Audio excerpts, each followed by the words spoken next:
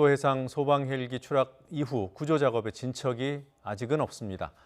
응급 환자를 이송하던 중에 벌어진 일이라는 점에서 해상과 도서 지역 응급 이송 체계 문제를 돌아보게 합니다. 독도 현장의 구조 상황은 어떤지, 그리고 해상 도서 지역 응급 이송 체계의 문제는 무엇인지 전문가들과 함께 알아보겠습니다. 김호중 순천향대 응급의학과 교수, 그리고 정운채 전 해군 해난구조대장 나와 계십니다. 어서 오십시오. 네. 안녕하세요. 자, 우선 구조와 관련된 상황은 정운채 대장님께 얘기를 좀 말씀을 여쭤보겠습니다.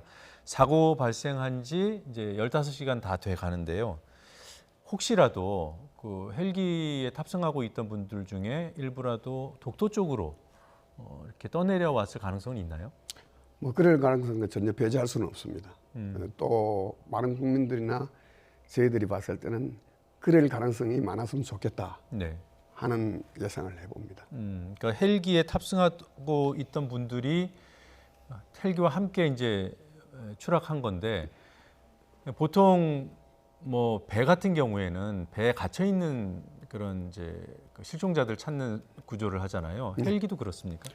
헬기도 별반 다른 내용은 없습니다. 뭐냐면 헬기 같은 경우는 거의 대부분 안전벨트를 합니다. 안전벨트를 하고 있다 보니까 갑작스러운 상황에서 탈출하기가 참 여의치 않았을 것이다 하는 점에서 조금 우리가 좀 어렵게 보는 것이고, 그러나 저희들이 바라는 것은 그렇지만 그 와중에도 튀어 나온다든가 아니면 갑자기 안전벨트 열린다든가 해서 독도 같은데 우리가 사람이 못 가는 지점에 와 있기를 바라는 것이 국민들의 바람이고 저희들도 바람입니다. 네, 만약에 독도 쪽으로 누군가 떠내려 왔다면 지금 사고 발생하고 한 15시간 정도 됐는데요. 수색에서 발견되지 않았을까요? 물론 발견될 수는 있겠습니다만은 그 독도의 인원이 수색할 수 있는 인원이 제한돼 있고 또 사람이 못 가는 경우 구석구석 다 가보기도 힘들고 그런 점도 그 가능성은 크게 많지는 않지만은 그래도 저희들은 그 가능성을 두고 봐야 될 것 같습니다. 그리고 지금 소방당국 브리핑 보니까 좀 바람이 10m, 초속 10m 전후로 불고 있고요. 그리고 거기 파고가 한 1, 2m 정도고 또 수심이 또 70m 이상이고, 이런 조건은 수색하는 데 있어서 어떻습니까? 장애가 안 되겠습니까? 물론 구조작전하는데 모든 해상 조건이 장애가 됩니다. 그런데 이와 지금 현재 상황에서 가장 악조건은 뭐냐면 수심이 깊다는 겁니다. 저 정도 파고 정도 바람 정도는 구조작전에 영향을 미치지만 크게 영향을 미치지 않는다. 대신 수심이 깊다는 것은 구조작전, 수색작전에 치명적으로 영향을 미친다. 왜 그러냐면은 수심이 깊으면은 잠수소가 함부로 접근할 수가 없습니다. 더더군다나 수심이 깊으면 잠수를 한다 하더라도 잠수 방법에 제한되어 있습니다. 특별한 잠수 기법을 해야 된다는 그런 시스템이 와야 된다는 그런 문제가 있기 때문에 제가 알고기로는 지금 현 상황이 해상에 떠 있었으면 아마 지금쯤 흔적이라도 찾지 않았겠는가. 깊은 수심에 있기 때문에 아직까지 못 찾을 가능성이 높다. 이렇게 예측할 수가 있습니다. 안에 침몰돼 있을 가능성이 크다고 보시는군요. 자, 교수님, 물론 이제 응급의학과 교수님이라 이런 질문이 어떨지 모르겠는데, 이번 사건 보시면서 이번 헬기가 과연 왜 추락했을까 혹시 추정하시는 게 있습니까?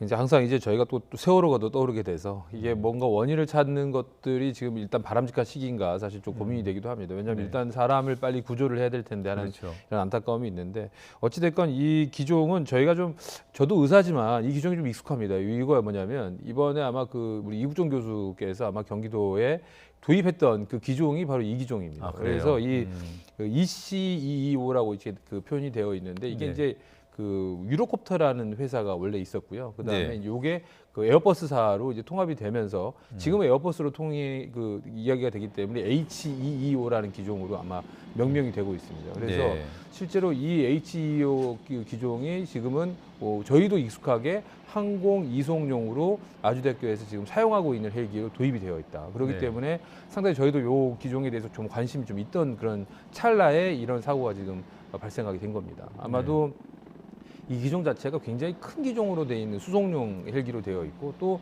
우리나라에만 사용하는 게 아니고 굉장히 일본의 해양청이나 이런 곳에서 사용을 많이 하고 있는 헬기이기 때문에 상당히 이 헬기 자체의 안전성은 많이들 지금 입증이 되어 있는 걸로 되어 있는데, 또 물론 이제 이거에 비해서 또 이제 사고는 한 2건 정도가 사실 그 보고된 게 또 있긴 있습니다. 그래서 거기에 있는 내용들은 대부분 다 이 기체 결함. 그러니까 뭐 좀 구체적으로 말씀드리면 그 기사가 나와 있는 내용을 보면은 이제 메인 로터 기어 박스라고 그래서 우리가 오일 펌프를 조정하는 게 있는데 요거 자체가 망가져 가지고 실제로 사고가 난 걸로 일단 그런 기록들은 지금 남아 있습니다. 지난 2차례 사고가 있었는데 다 같은 이유였다는 것이죠. 네. 물론 이제 그러나 지금 단계에서 이 사고 원인을 뭐 확정적으로 얘기할 수는 없는데 대장님께서는 어떻게 예상하십니까? 뭐 저는 그 분야 전문가가 아니기 때문에 네. 단언적으로 말씀을 못 드리겠습니다만은 지금까지 우리 항공기가 추락한 사례를 보면은 대부분 원인은 크게 2가지입니다. 뭐냐면은 기체 결함이거나 아니면 조종 미스 2가지 중에 하나인데 지금 이런 경우는 우리가 단정적으로 말씀을 못 드립니다만은 물론 나중에 뭐 블랙박스를 보면 알게 되겠죠. 근데 우선 제가 말씀드리고 싶은 것은 이 아무리 구조 헬기로 인정을 받았고 뭐 성능도 인정받았다 하지만은 헬기가 야간에 운행을 하는 자체가 위험하다고 봐야 됩니다. 그래서 제가 볼 때는 이런 사고가 제가 뭐 느낌이 그렇습니다. 2015년도에 우리 해경 헬기도 똑같은 상황에서 환자 이송하러 갔다가 똑같이 야간에서 그건 요거보다 더 작은 항공입니다. 똑같은 상황이 벌어졌어요. 2015년이라고 하셨죠. 2015년도입니다. 그 저 전라남도 가거도 근해에서 있었던 사건인데 그래서 제가 볼 때는 야간에 물론 급하면 해야죠. 위험을 감수하고 해야 되겠지만은 야간에 헬기를 운용하는 자체가 위험 부담을 안고 있다 하는 거 인정해야 돼요. 왜 그러냐면은 조종사들이 가장 싫어하는 부분이 어떤 부분이냐면은 야간에 바다 위를 비행하는 겁니다. 왜냐하면 자칫하면은 바다하고 하늘하고 구별이 잘 안 돼요. 착시 현상이 일어난다고 그럽니다. 그런 여러 가지 때문에 조종사도 위험을 느끼고 또 더더군다나 기계적인 결함이면 주의하고 관계가 없겠죠. 관계가 있겠지만 그 원인은 아마 곧 밝혀질 거로 보입니다. 네, 조금 전에 블랙박스 말씀하셨는데 헬기에도 블랙박스가 있나요? 당연히 있죠. 모든 항공기는 쉽게 말하면 항공 비행 기록 장치가 있고 모든 대부분의 함정에는 항해 기록 장치라는 것이 있습니다. 그래서 우리가 배가 침몰하거나 항공기가 추락하면 제일 먼저 우선적으로 찾는 것이 블랙박스나 항해 기록 장치입니다. 조금 전에 수심이 72m로 깊다고 하셨잖아요. 그러면 그 동체를 찾는 일 자체도 쉽지는 않다고 보시는 건가요? 바로 그런 겁니다. 수심이 깊기 때문에 수심이 얕으면은 많은 잠수를 대량으로 풀어서 넓은 구역을 물속을 수색할 수 있잖아요. 근데 72m라는 수심은 벌써 쉬운 잠수 기법이 아니라는 겁니다. 잠수 기법 자체가 플랫폼이 있어야 돼요. 함정이 있거나 바지가 있어야 됩니다. 그리고 또 구역도 제한되어 있어요. 수심이 깊으면 그렇게 문제점이 따른다는 겁니다. 그래서 어렵고 구조작 그것이 그렇게 찾기도 어렵고 나중에 인양할 때도 힘들다는 거죠. 특별한 잠수 기법을 써야 된다는 거죠. 그리고 이 정도 수심에는 사실 72m 잠수사가 들어가서 눈으로 수색한다? 대단히 어렵습니다. 이런 경우 대부분은 장비로 합니다. 수색하는 장비가 따로 있습니다. 우리 소나라고 들어봤었을 겁니다. 음파로 탐지하는. 음파로 탐지하는 거. 거의 대부분 그걸로 합니다. 그걸 하는데 이게 여기는 또 뭐가 어렵냐면은 뻘이나 모래 같은데 저런 동체가 빠져 있으면은 식별이 쉽습니다. 음파로 들어온 그 음량 효과가 빨리 들어옵니다. 그런데 만약에 안반이나 비슷한 고체 물체가 같이 섞여 있으면은 식별하기가 또 어렵다는 것이. 반사하는 그 그래서, 신호가 달리 잡히지 않는다는 뜻이군요. 그래서 물 위로 그 탐색 함정에 가서 탐색을 하더라도 이것이 긴가민가 그때마다 잠수사가 들어가서 확인을 해봐야 됩니다. 그래서 그 식별 자체도 어렵다. 그래서 제일 우선 조건이 우선 위치를 알아야 되는데 위치 아는 것부터도 쉽지는 않다. 그렇군요. 알겠습니다. 자, 이게 헬기 기종 얘기 좀 더 해보고 싶은데요. 조금 전에 김 교수님께서 아주대 이국정 교수께서 이제 최근에 그 도입한 그 헬기 기종이라고 했어요.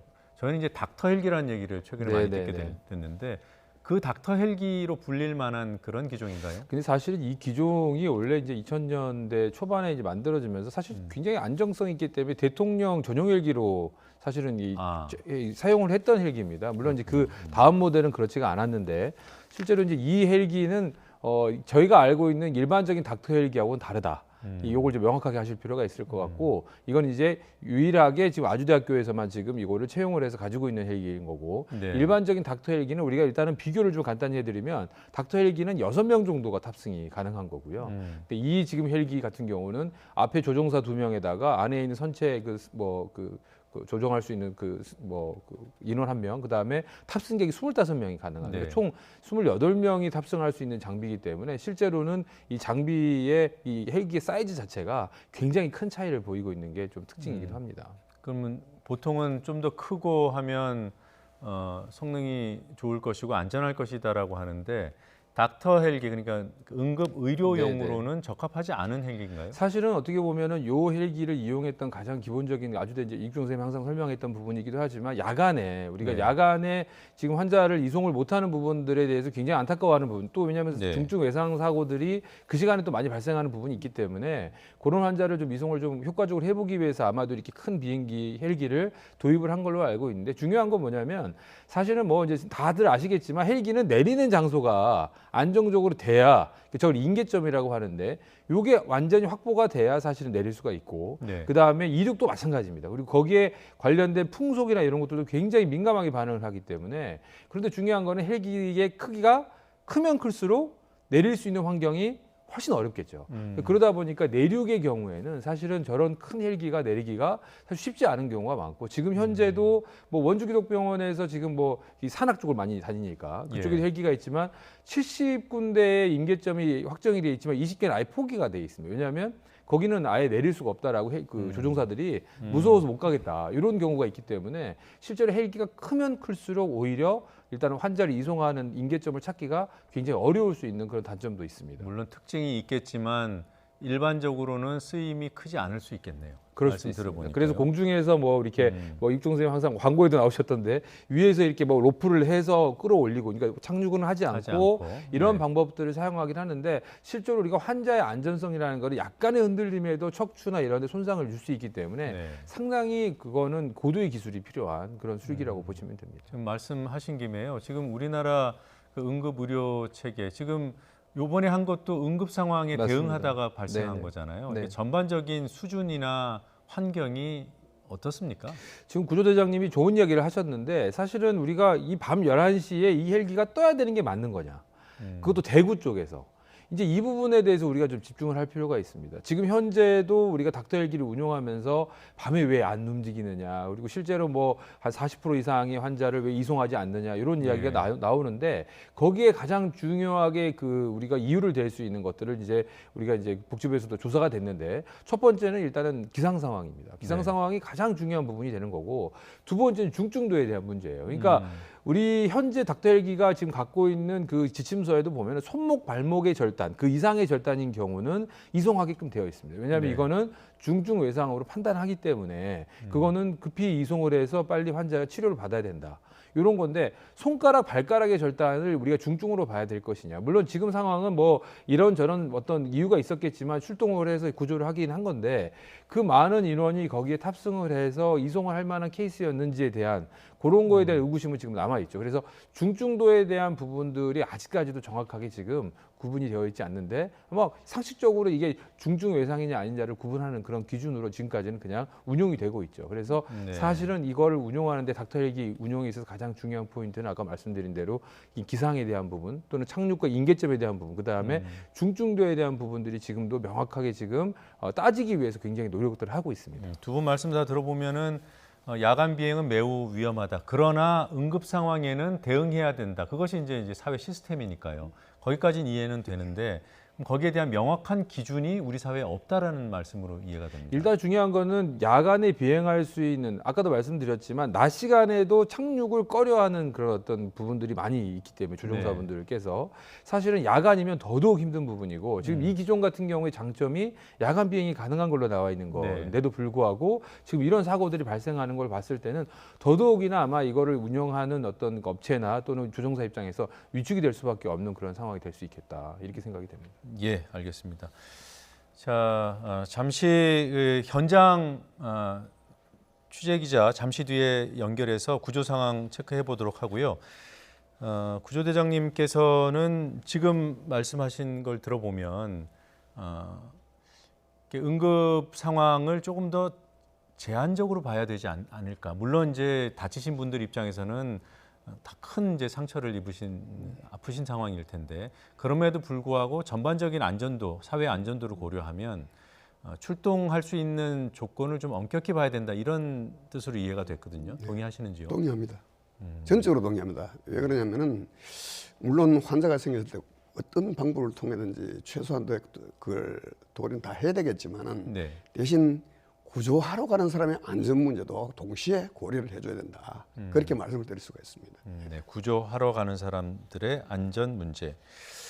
자, 조금 전에 그 동체를 발견하면 블랙박스를 찾을 수 있고 또 블랙박스를 찾으면 원인을 찾을 수 있다고 하셨잖아요. 근데 그 이제 출발은 동체를 찾는 건데 이게 지금 수심이 70m고 바다는 조류가 있기 때문에 가라앉으면서 이동하지 않겠습니까? 그런데 저 정도 동체면은 네. 동해는 서해처럼 그렇게 조류가 심하지는 않습니다. 그래서 조류에 의해서 동체가 움직일 가능성은 거의 없습니다. 거의 없는데 뭐 처음부터 말씀드렸지만 제일 중요한 것은 수심이 깊은 문제를 어떻게 극복할 것인가 하는 것이 현장에서 가장 큰 고민이 될 겁니다. 왜냐하면은 수심이 깊기 때문에 들어갈 수 있는 잠수사가 제한되어 있고 또 동원할 수 있는 잠수 시스템이 제한되어 있습니다. 네. 플랫폼이 있어야 되는데 그러려면 구조함이 가든가 혹은 바지가 가서 뭐 어떻게든 잠수를 하든가 구조를 해야 되는데 그런 시스템 자체가 지금 바깥에는 거의 없습니다. 그래서 할 수 없이 제가 알고 있기는 지금 해군의 최고의 구조함, 네. 구조함은 최첨단이죠. 청해전함. 그 청해전함 같은 경우는 잠수 시스템이 스쿠버부터 시작해서 포화 잠수 시스템까지 시스템을 다 갖추고 있습니다. 그러니까 네. 300m 잠수까지 할 수 있는 시스템이 갖춰져 있어요. 네. 그 배는 유일하게 대한민국 하나밖에 없습니다. 그 배하고 그다음에 제일 중요한 것은 그보다 더 선결 조건이 뭐냐 위치를 찾아야 될 거 아닙니까? 네. 위치를 찾았는데 우리 한국 해군에서 가장 탐색을 잘하는 함정, 그 함정하고 지금 동시에 올라오고 지금 현장으로 오고 있는 중입니다. 네. 그래서 현장에 도착하면은 탐색부터 시작할 것으로 예측됩니다. 지금 현장에서 방금 들어온 그 수색 장면 화면인데요. 지금 잠수사들이 투입이 돼 있습니다. 그러나 지금 부표를 띄워놓은 것이 뭐 장소를 찾아서가 아니라 지금 잠수하는 포인트를 표시해 놓은 거죠. 그렇습니다. 저거는 뭐냐 잠수사가 물 밑에 내려가기 위한 쉽게 말하면 가이드라인입니다. 그렇죠. 지금 화면에 보였던 저런 배는 어떤 탐색이나 구조와는 큰 관련이 없는 그런 배들인가요? 근데 물론 지금 현재는 상황이 다급하지 않습니까? 예. 꼭 뭐 좋은 함정이 정의 함정이 올라오는 때까지 기다릴 수는 없지 않습니까? 네. 어선에 필요한 어판 탐지기도 사용해야 되고 네. 필요한 모든 것을 다 하고 또 안 되면 이제 정예 함정들이 와서 좀 성능이 좋은 배들이 와서 수색을 하겠죠. 예. 네. 그래서 그 전에 할 수 있는 초동 조치가 저기 모든 잠수사가 할 수 있고 모든 함정이 할 수 있으면 참 좋은데 지금 초동 조치할 수 있는 것이 그렇게 제한되어 있습니다. 네. 그러니까 지금 하고 있는 것은 그야말로 이제 초동 조치의 네. 수준인 것이고요. 말씀하셨던 탐색함이 올라오는 데는 어느 정도나 걸릴까요? 제가 알고 있기는 현장에 파괴분이 오후 늦게 한 7시 정도 오후 되면 5시? 청해진뿐만 아니라 탐색함까지 도착하는 거로 제가 뭐 파악하고 있습니다. 네, 그러니까 청해진함은 구조함이라고 그러셨고요. 예. 그러니까 탐색함을 통해서 장소를 찾아야 예. 그 다음에 청해진에 들어가서 구조를 하죠. 아 그렇군요. 네, 그런 시스템이군요. 네, 현장 취재 기자 연결해서 현장 상황 좀 알아보겠습니다. 네, 포항 남부소방서에 사고 수습 대책본부가 마련돼 있고요. 그곳에 YTN 취재 기자 나가 있습니다. 이윤재 기자. 네, 포항 사고수습 대책본부에 나와 있습니다. 네, 이제 사고 발생한 지 15시간이 됐습니다. 구조 상황에 진척이 있는지요? 네, 이곳 대책본부에 있는 동료 소방관들과 실종자 가족들도 안타깝고 초조한 마음으로 구조 소식을 기다리고 있는데요. 하지만 안타깝게도 아직은 탑승자나 아니면 바닷속으로 들어간 동체를 찾았다는 소식은 전해지지 않고 있습니다. 해경은 함선 19척, 소방 헬기와 공군 초계기를 포함한 항공기 8대를 투입해 수색을 이어가고 있습니다. 또 수심 60m 이상 깊은 바다를 수색할 수 있는 자격을 가진 심해 잠수대원을 포함해 잠수사 84명이 수색을 준비하고 있습니다. 사고가 난 장소는 독도 동도 선착장에서 서남쪽으로 200에서 300m 떨어진 곳인데요. 수심이 72m 정도로 깊은 데다 파고가 1.5에서 3m로 비교적 높아 수색에 어려움을 겪고 있는 것으로 알려졌습니다. 네, 그리고 헬기 기종 EC22 225 이 기종을 우리나라로 도입할 당시에 그 비슷한 시기에 유럽에서 대형 사고가 일어났던 바로 그 기종이다. 이게 맞습니까? 그렇습니다. 사고 헬기는 에어버스가 만든 EC-225 기종인데요. 앵커께서 말씀하신 것처럼 이 기종이 노르웨이에서 지난 2016년 4월 대형 사망 사고를 내 한시 운항 정지가 내려졌던 것으로 확인됐습니다. 이 기종 헬기는 지난 2016년 4월 노르웨이 해상을 지나다 추락해 탑승자 13명이 모두 숨졌고 유럽 항공 안정청은 같은 해 6월 해당 기종의 운항 금지 조치와 부품 개선을 지시했습니다. 중앙 119 구조본부는 지난 2016년 3월 430억 원을 들여 이 헬기를 도입했는데요. 추락한 헬기는 지난 9월 23일부터 10월 18일까지 점검을 마친 상태였습니다. 당시 점검에서는 안전에 문제가 없다고 확인됐습니다. 이번 헬기를 조종한 기장은 올해 46살의 베테랑 기장입니다. 제가 조금 전 이 기장의 가족을 만났었는데요. 공군에서 헬기 조종을 배웠고 산림청을 거쳐 중앙 119 구조본부에 합류한 것으로 확인됐습니다.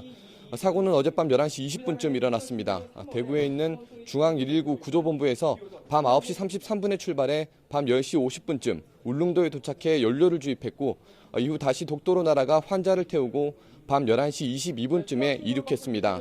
하지만 독도에서 다시 날아오른 지 2분이 채 지나지 않아 추락했습니다. 현장을 목격한 독도 경비대장은 헬기가 이륙한 뒤에 남쪽으로 비스듬하게 날다가 지나치게 고도가 낮아졌고 결국 서서히 바다로 추락했다고 당시 상황을 설명했습니다. 네, 그리고 사고 헬기에 모두 7명이 타고 있었죠. 이분들 찾는 것이 가장 시급할 텐데 앞으로 수색 어떻게 이루어집니까? 네, 응급 환자와 보호자 그리고 기장까지 모두 7명이 타고 있었습니다. 기장 46살 김모 씨 등 중앙119 구조본부 소속 5명과 응급 환자 50살 윤모 씨와 보호자 등 모두 7명이 타고 있었습니다. 조금 전 브리핑 장소에서 실종자 가족 한 분이 찾아오셨었는데요. 실종자 수색을 위해서 모든 인력과 장비를 투입해달라고 호소했습니다. 다만 내 가족을 구하느라 또 다른 가족이 희생되는 것은 원하지 않는다고 말하면서 안전하게 빨리 구조해달라고 강조했습니다. 앞서 실종자 수색을 위해 항공기 8대와 선박 수십여 척이 사고 해역에서 수면을 살피고 있는데요. 하지만 오늘 독도 주변 바다가 파고가 1.5에서 3m로 비교적 높고 헬기 기체가 빠진 지점을 정확히 알지 못해 수중 수색에 어려움을 겪고 있는 것으로 알려졌습니다. 구조당국은 오후 3시에서 4시쯤 해경과 해군의 잠수 지원선이 도착하면 본격적인 수색을 할 수 있을 것으로 내다봤습니다. 지금까지 포항 사고수습 대책본부에서 YTN 이윤재입니다. 네, 대장님. 물론 이제 실종자 찾고 뭐 이런 수색의 성과를 내는 것이 지금은 가장 중요하겠지만 처음에 대처한 우리 구조 당국의 대처 그런 과정이라든가 지금 투입되어 있는 규모라든가 이런 뭐 최선을 다하고 있는 상황인가요? 어떻습니까? 그래서 이것이 이제 가장 큰 문제가 사고 난 위치가 어디냐가 중요한 문제입니다. 네. 그러니까 독도 근해는 거의 육상하고는 장거리로 떨어져 있습니다. 네. 그리고 이 작전의 특징이 그겁니다. 우선 육상으로부터 편하게 지원을 받을 수 없다는 것이 네. 하나의 명점입니다. 그리고 수심이 깊다는 거, 그리고 물 밑에 대부분이 안반으로 구성되어 있기 때문에 식별이 어렵다는 거, 그다음에 지금 거의 뭐 가을철로 접어들어서 수온이 낮다는 거, 여러 가지 뭐 악조건들이 있습니다만은 제가 생각할 때는 우리가 저걸 물론 육상에서 봐서 200m, 300m라고 말은 하지만은 독도에서요. 예, 네. 그건 이제 육안으로 본 거 아닙니까? 네. 실제 가서 찾아보면 200m가 될지 500m가 될지 모르는 거예요. 정확하게 위치가 밤이기 때문에. 예, 모르는 거예요. 그럼 현장에 가서는 물론 이제 200m, 300m를 집중적으로 포인트를 잡고 하겠지만은 네. 실제로 200m, 300m 더 밖에 나가서 있을 수도 있는 거예요. 그러면 찾는데 시간이 꽤 걸릴 수 있다. 네. 그러면 찾고 난 다음에 구조하는 작전은 제가 볼 때는 청해진에 오면은 여러 가지 시스템이 있지만 청해진 우리 구조 시스템 같으면은 잠수사가 들락날락 하는 것이 아니고 아예 잠수사를 그 수심에 세팅해가지고 항상 작업을 할 수 있는 시스템으로 갑니다. 그럼 우리가 포화 잠수 시스템이라고 합니다. 그럼 그 잠수사는 항상 그 수심에 맞게 이미 포화가 되어 있는 거예요. 그럼 항상 작업을 할 수 있는 거죠. 네. 그런 작전을 하기 때문에 발견만 하면은 그다음에 구조하는 데는 그렇게 시간이 오래 안 걸릴 것이다. 이렇게 네. 생각하고 있습니다. 네. 실종자 가족 입장에서도 또 다른 피해자가 안 나오길 바란다고 했으니까 좀 안전한 구조가 중요할 것 같고요. 블랙박스를 만약에 찾게 되면요, 그걸 분석해서 내용을 확인하는 데까지는 어느 정도가 걸립니까? 그래서 저는 이제 정확하게는 모르겠는데 저기 어떤 상황으로 블랙박스가 인양됐느냐에 따라서 그것을 복구하고 분석하는 데는 시간의 차이가 좀 있을 것으로 생각이 됩니다. 그래서 제가 볼 때는 뭐 과거 같은 경우는 블랙박스를 못 찾아서 많이 애를 먹은 적이 있는데 지금 같은 경우는 위치만 찾으면 블랙박스 올라오는 큰 문제가 없다고 보죠. 네, 알겠습니다. 그리고 교수님께 또 질문 하나만 더 드리겠습니다. 네네. 조금 전에 이제 응급 의료 체계, 응급 그런 상황에 대응하는 우리나라 전반적인 시스템 얘기를 짚어주셨는데요. 제도적으로, 법적으로 뭐 정비해야 될 부분이 있다면 어떤 게 있습니까? 그러니까 지금도 닥터 헬기를 타고 있는 의료진들의 이야기를 들으면 굉장히 불안한 거를 사실 감출 수가 없는 상황이거든요. 그러니까 안전이 우선입니다. 그러니까 우리가 환자를 구조하러 가는 거기 때문에 구조하는 의료진이나 거기 탑승자가 일단 우선이 안전이 확보가 돼야 되는 거고 거기에 포함되는 게 이제 기상에 관련된 점, 아까 인계점에 대한 부분 항상 계속해서 말씀을 드리고 있고 그다음에 중증도에 대한 것들을 좀 명확하게 규정을 해서 이 환자들을 우선시해서 이송할 수 있게 하고 무조건 뭐 거기서 뭐 그쪽 지역의 상황에 따라서 너무 요구 사항이 크다고 해서 우리가 움직이게 된다거나 이런 것들은 좀 피해야 되지 않을까 이런 생각이 듭니다. 그리고 독도나 울릉도 같이 이렇게 좀 특수한 지역 같은 경우는 제가 보기에는 멀리서 이 헬기가 소방 헬기를 이용해서 가는 게 중요한 게 아니고 그 현장에서 그러한 시스템이 좀 갖춰져 있어서 예를 들면 뭐 거기에 뭐 소방 헬기가 있으면 더 좋을 것 같고 그렇지 않으면 거기는 군용 헬기를 이용한다거나 이런 것들이 오히려 조금 더 효율적으로 또 환자도 빨리 이송할 수 있고 이런 것들이 좀 확립이 되지 않을까 이런 생각을 좀 해봅니다. 닥터 헬기 얘기 나올 때마다 이런 생각이 듭니다. 이제 환자, 뭐 아프게 된 분들 입장에서는 매우 급하잖아요. 그렇죠.